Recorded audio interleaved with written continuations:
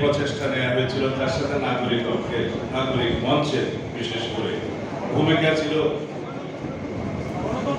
গণতন্ত্র মঞ্চ, আমি বাংলায় খুব দুর্বল আগে বলেছি, গণতন্ত্র মঞ্চের যে ভূমিকা ছিল তার সাথে আমরা জড়িত ছিলাম। তো সৌভাগ্যক্রমে 31 দফা প্রণয়নের যে কাজটা তার সাথে আমি যুক্ত ছিলাম দলের পক্ষে, আমি এবং আমার সিনিয়র নেতা জনাব নজরুল ইসলাম খান। আমাদের কাছে যে একটা ড্রাফট গণতন্ত্র মঞ্চের পক্ষ থেকে দেওয়া ছিল তাতে সম্ভবত 35টা দফা ছিল। সেই 35টা দফা প্রত্যেকটাকে আমরা অ্যাকোমোডেট করেছি 31 দফার মধ্যে দুটো বাদে। সেই দুটো ভিন্নভাবে গণতন্ত্র মঞ্চের এই দফাগুলোর মধ্যে ভিন্নভাবে উচ্চারিত হয়েছে।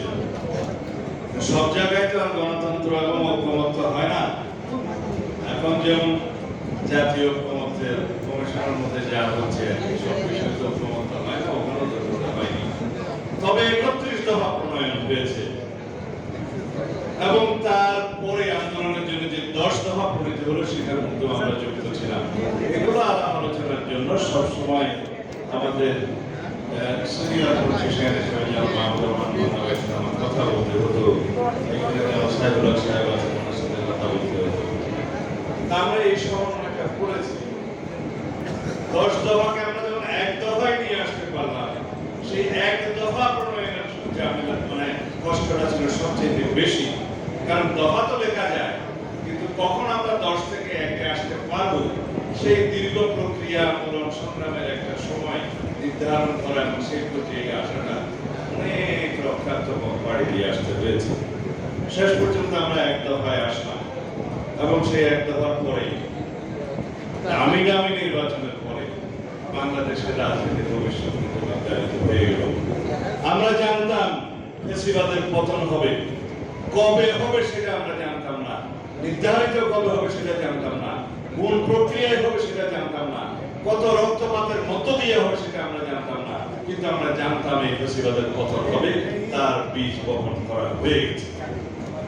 সেই ইতিহাসের সাথে নাগরিক ঐক্য জড়িত, সেই ইতিহাসের সাথে গণতন্ত্র মঞ্চ জড়িত। গণতন্ত্র মঞ্চের কথা না বলতে চাই বলছি। যাই হোক, আমি আজকে এখানে কি বলবো, নাগরিক ঐক্যের জন্য শুভেচ্ছা বক্তব্য দিতে বলা হয়েছে।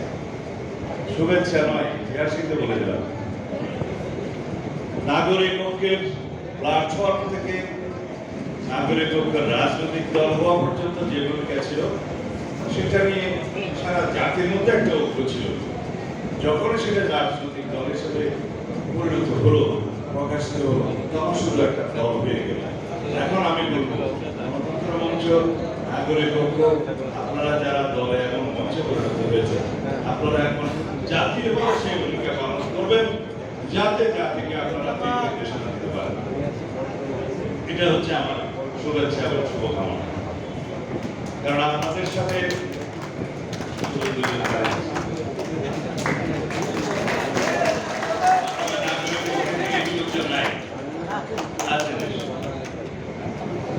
শুভকামনা সবসময় গণতন্ত্রকামী বাংলাদেশের এখানে জনকল্যাণকামী, জনকল্যাণ রাষ্ট্র ব্যবস্থার পক্ষে যে সমস্ত রাজনৈতিক দল আছে তাদের সবার জন্য থাকা উচিত।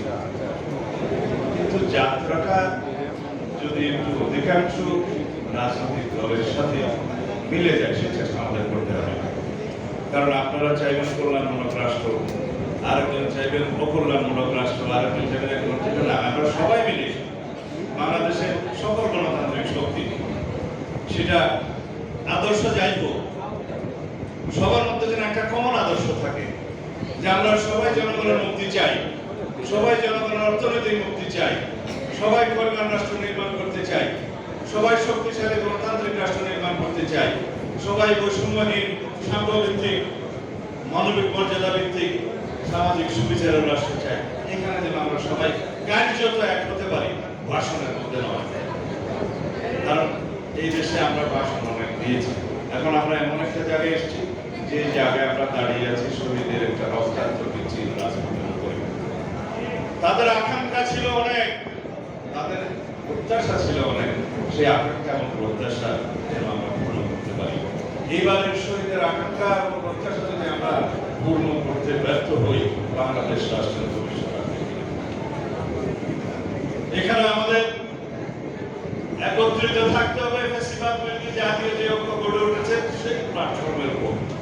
এটা যেন একটা প্ল্যাটফর্ম হয় সকল গণতান্ত্রিক রাজনৈতিক দলের। প্ল্যাটফর্মটার নাম হবে ফ্যাসিবাদ বিরোধী জাতীয় ঐক্য। আমাদের শক্তি হবে কল্যাণমূলক সবার আগে বাংলাদেশের স্বার্থ, এবং সেদিকে ইনশাআল্লাহ আমরা এগিয়ে যাচ্ছি। আপনারা এখানে সংস্কার নিয়ে অনেকে অনেক কথা বলেছেন, কিন্তু হতাশা কেউ ব্যক্ত করেন না, কারণ আমরা সবাই আশাবাদী মানুষ। আলাপ আলোচনা চলছে, তার চাইতে বেশি অবশ্য খানাপিনা চলছে, সময় অনেক লাগছে, কিন্তু আমি বিশ্বাস করি আমরা একটা জায়গায় ঐক্যতে আসতে পারব।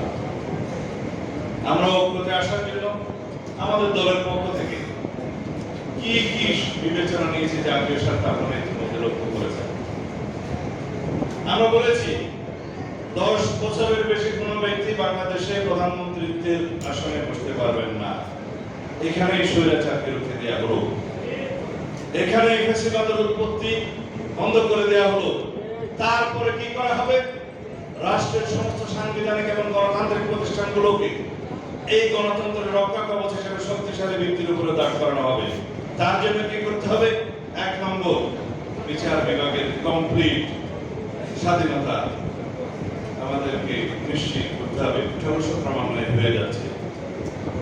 আমরা একদম ইন্ডিপেন্ডেন্স অফ জুডিশিয়ারি যদি এনশিওর করতে পারি সাংবিধানিকভাবে অবশ্যই, এবং আইনিভাবে যদি এনশিওর করতে পারি, তাহলে সেটা গণতন্ত্রের রক্ষা কবচ হবে।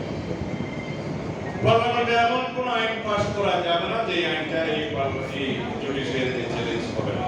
যদি সেরকম কোন আইন হয়, সেই জুডিশিয়ারি আমাদের নির্মাণ করতে হবে। আমরা বিচার বিভাগেরও জবাবদিহিতা নিশ্চিত করার জন্য প্রস্তাব রেখেছি। শুধুমাত্র আর্টিকেল 96 এর সুপ্রিম জুডিশিয়াল কাউন্সিলের ব্যবস্থা আছে, সেই ব্যবস্থার মধ্য দিয়ে একজন বিচারককে শুধু অপসারণ করা যায়, কিন্তু অপসারণ শুধুমাত্র পিউনিটিভ মেজার্স হতে পারে না, একমাত্র শাস্তি হতে পারে না।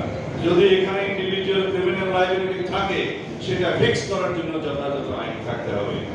অধস্তন আদালতের জবাবদিহিতা নিশ্চিত করার জন্য একটা সেক্রেটারিয়েট নির্মাণই যথেষ্ট নয়। সেই সেক্রেটারিয়েটের মধ্য দিয়ে অধস্তন আদালত সময়ে তাদের জবাবদিহিতা এবং বিভিন্ন মিসকন্ডাক্টের জন্য তাদেরকে ব্যবস্থা নিতে হবে, সেই বিধান থাকতে হবে। অবশ্য আছে বলে মনে করি, কিন্তু সেটা প্রয়োগ আমরা দেখতে চাই। অবশ্যই এখন পর্যন্ত সেটা পূর্ণাঙ্গ পায়নি। এটা আর্টিকেল 116 অনুসারে সম্ভবত একটি রিট এখনো পর্যন্ত পেন্ডিং আছে, সেটার অবজারভেশনের পরে বা রায়ের পরবর্তী এটা হবে। আমরা এইভাবে বিচার বিভাগের স্বাধীনতা নিশ্চিত করার জন্য বলেছি আর্টিকেল 5 অনুসারে যে আইন হয়েছে, যে সুপ্রিম জুডিশিয়াল অ্যাপয়েন্টমেন্ট অর্ডিন্যান্স 2025 যেটা হয়েছে, অবশ্য আইনটাতে কিছু ডিফেক্ট আছে, সেটা ঠিকমতো ডিসপোজ না করে এটা করা হয়েছে। তারপর ওইটাকে আমরা স্বাগত জানাই, কারণ এর মধ্য দিয়ে জুডিশিয়ারি ইন্ডিপেন্ডেন্টলি ট্রান্সপারেন্টলি বিচারক নিয়োগ হবে এবং তারা এক পর্যায়ে একটা ডিভিশনে যাবে, সেখান থেকে চিফ জাস্টিস হবে। এইভাবে রাষ্ট্র ব্যবস্থার মধ্যে দীর্ঘদিন ধরে একটা যে ভূমিধরা ব্যবস্থা ছিল সেটা সংস্কার হবে, ওভারনাইট হবে না। আমি শুধু রক্ষা কবচ হিসেবে জুডিশিয়ারির কথা বললাম, কিন্তু রক্ষা কবচ হিসেবে এটা এখানে এই প্রেস বা ফ্রিডম অফ প্রেস সবচেয়ে বেশি জরুরি। যে দেশে ফ্রিডম অফ প্রেস 100%, সেই দেশে গণতন্ত্র 100%। সেটা আমাদেরকে বিশ্বাস করতে হবে। আমরা প্র্যাকটিসে দেখেছি পৃথিবীর ইতিহাসে তাই বলে। সুতরাং আমাদের সাংবাদিক বন্ধুগণ মনে রাখবেন, আপনারা যেন মালিকের চাকরি না করে বিবেকের চাকরি করেন। আপনারা যারা সাংবাদিকতার পেশায় জড়িত আছেন, গণমাধ্যমের সাথে জড়িত আছেন, অনেক বেশি দায়িত্ব আপনাদের এই জাতি বিনির্মাণের জন্য। ভবিষ্যৎ শক্তি হিসেবে গণতান্ত্রিক কাঠামো এবং রাষ্ট্র কাঠামো দাঁড় করার জন্য আপনাদেরকে অবিরাম সংগ্রাম করতে হবে কলমের মধ্যে দিয়ে। আজকাল অবশ্য কলম ছাড়াও এই ইলেকট্রনিক মিডিয়া চালু ভালো হয়েছে, আপনারাও বিরত সংগ্রাম করে যাবেন। সেই জন্য আমাদের আহ্বান থাকবে ফ্রিডম অফ প্রেসটাকে যেন আমরা একদম ইন্ডিপেন্ডেন্ট করতে পারি বা এনশিওর করতে পারি। আমাদের যা যা ব্যবস্থা নেওয়া দরকার রাজনৈতিক দলের পক্ষ থেকে, সরকারের পক্ষ থেকে, সব পক্ষ থেকে সহযোগিতা থাকবে। আর কি দরকার সেটা অবশ্যই অবশ্য পূরণ হয়ে গেছে বাইনাও আমাদের এখন বাকি আছে। সেটা হচ্ছে সব সময়ের জন্য আমাদের দেশে নির্বাচনকালীন সময়ে কেয়ারটেকার সরকার ব্যবস্থা বহাল থাকতে হবে, সেটা নিশ্চিত হয়েছে। সেজন্য আমরা দীর্ঘ 17 বছর সংগ্রাম করেছি তত্ত্বাবধায়ক সরকার পুনঃপ্রতিষ্ঠার জন্য, এবং তার মধ্য দিয়ে স্বচ্ছ নিরপেক্ষ এবং নির্বাচনের জন্য, স্বচ্ছ নিরপেক্ষ এবং কি বলে সুন্দর একটি নির্বাচন ব্যবস্থা প্রতিষ্ঠার জন্য যে নির্বাচনের সংস্কার কমিশনের যে সমস্ত রিপোর্ট এসেছে এগুলো নিয়ে আমরা কথা বলেছি। তার মধ্যে অবশ্য অনেক বিতর্ক আছে, কিন্তু কেয়ারটেকার সরকার ব্যবস্থার মধ্য দিয়ে যদি সত্যিকার স্বাধীন নির্বাচন কমিশন নির্বাচন পরিচালনা করতে পারে, এখানেই কিন্তু স্বৈরাচারের উৎপত্তিটা বন্ধ হয়ে যায়। এই কথাগুলো আমি বলেছি। শুধুমাত্র নির্বাহী বিভাগকে দুর্বল করার মধ্য দিয়ে কিন্তু রাষ্ট্রে একটি গণতান্ত্রিক কাঠামো শক্তিশালী দাঁড় করানো যাবে। নির্বাহী বিভাগকে নির্বাহী বিভাগের কাজ করতে দিতে হবে, বিচার বিভাগকে বিচার বিভাগের কাজ করতে দিতে হবে, শাসক এবং লেজিসলেচারকে আইনসভাকে তার কাজ করতে দিতে হবে, এবং সেখানেই থাকবে একটা কমপ্লিট ব্যালেন্স অফ পাওয়ার। এবং সেটা আমরা আইনের ভাষায় যেটা বলি যে একটা সেপারেশন অফ পাওয়ার থিওরির যেটা মূল কথা, যে harmonious cooperation between all the organs of the state should be established. তাহলে পরে কোনো অর্গান আর কোনো অর্গানের উপরে একটা অধিকার ওভার প্রয়োগ করতে পারে না, হস্তক্ষেপ করতে পারে না, একটা আর একটা ব্যালেন্সিং পাওয়ার হিসেবে পাহারাদার হিসেবে কাজ করে। সেই কথাগুলোই আমরা অভিনয় বলে যাচ্ছি। এখন প্রবণতা দেখা যাচ্ছে সংস্কার কমিশনের প্রচেষ্টার মধ্যে, মানে জাতীয় কমিশনের যে নির্বাহী বিভাগকে যত বেশি নিয়ন্ত্রিত করা যায়, সেটা নির্বাহী বিভাগকে অতীতে একজন স্বৈরাচার হয়েছিল, সেজন্য নির্বাহী বিভাগকে আমরা বিলুপ্ত করতে পারবো না, দুর্বল করতে পারবো না। একজন সংসদীয় পদ্ধতিতে স্বৈরাচার প্রতিষ্ঠা হয়েছিল, সেজন্য আমরা আইনসভাকে বিলুপ্ত করতে পারবো না, দুর্বল করতে পারবো না। আমাদেরকে চেষ্টা করতে হবে চেক অ্যান্ড ব্যালেন্স এবং একটা হারমোনিয়াস কোঅপারেশন, একটা মধুর সম্পর্ক এবং পাহারাদার সৃষ্টি করা, সেফগার্ড সৃষ্টি করার জন্য সকল অর্গানগুলোকে সেভাবে শক্তিশালী করা, সকল গণতান্ত্রিক এবং সাংবিধানিক প্রতিষ্ঠানগুলোকে শক্তিশালী ভিত্তির উপর দাঁড় করানো, যাতে করে তারা নিজস্ব এখতিয়ারের মধ্যে স্বাধীনভাবে কাজ করতে পারে। তাহলে কোনোদিন দেশে স্বৈরাচারের উৎপত্তি হবে না। আমরা ক্রমান্বয়ে সেদিকে যাচ্ছি। আমরা 70 অনুচ্ছেদের মধ্যে সংস্কার এনেছি, সবাই ঐক্যমত্য হয়েছে। এখন একটা প্রস্তাব আরো দিয়েছে আমরা রাষ্ট্রপতি নির্বাচনের ক্ষেত্রে উভয় পক্ষের সদস্যদের মধ্যে গোপন ব্যালটে স্বাধীনভাবে এমপিরা ভোট দেবে, সেটা আরেকটা বিপ্লব। আর প্রধানমন্ত্রীর মেয়াদ আমরা 10 বছরের সীমাবদ্ধ করলাম, সেটাকে আমাদের একটা বড় ঘটনার অর্জন নয়।